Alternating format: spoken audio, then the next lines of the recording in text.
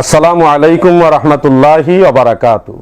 প্রিয় মুসলিম ভাই ও বোনেরা, আপনাদের সকলের অবগতির জন্য জানাচ্ছি যে গতকাল অনাকাঙ্ক্ষিতভাবে আমার ফেসবুক পেজ থেকে একজন অ্যাডমিন কর্তৃক দেশের কওমি অঙ্গনের বরেণ্য আলেম, বাংলাদেশের শীর্ষস্থানীয় একজন আলিম শায়েখ আহমদ শফি সাহেব হুজুরের ইন্তেকাল বিষয়ক মারাত্মক পর্যায়ের আপত্তিজনক এবং কুরুচিপূর্ণ একটি পোস্ট করা হয়। উক্ত পোস্ট যখনই আমার নজরে পড়ে, সাথে সাথে আমি আমার নিজ দায়িত্বে সেই পোস্ট ডিলিট করি এবং সেই অ্যাডমিনকে আমি আমার পেজ থেকে বাদ করি। সাথে সাথে আমি আমার নিজ দায়িত্বে আমার পেজ থেকে দেশবাসীর উদ্দেশ্যে সেই পোস্টের জন্য দুঃখ প্রকাশ করি।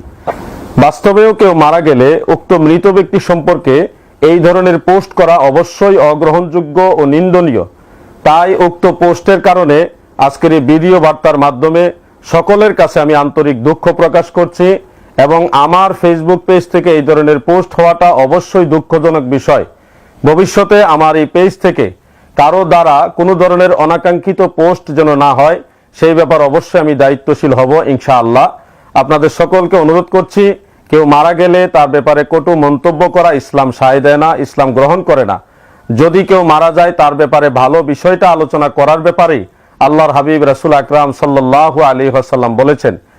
আশা করি আপনারা সকলেই এই বিষয়টা পজিটিভ হিসেবে নেবেন। মহান আল্লাহ পাক আমাদের সবাইকে সহিহ সমঝ দান করুক, বুঝার তৌফিক দান করুক, আমিন। আসসালামু আলাইকুম ওয়া রাহমাতুল্লাহি ওয়া বারাকাতুহু।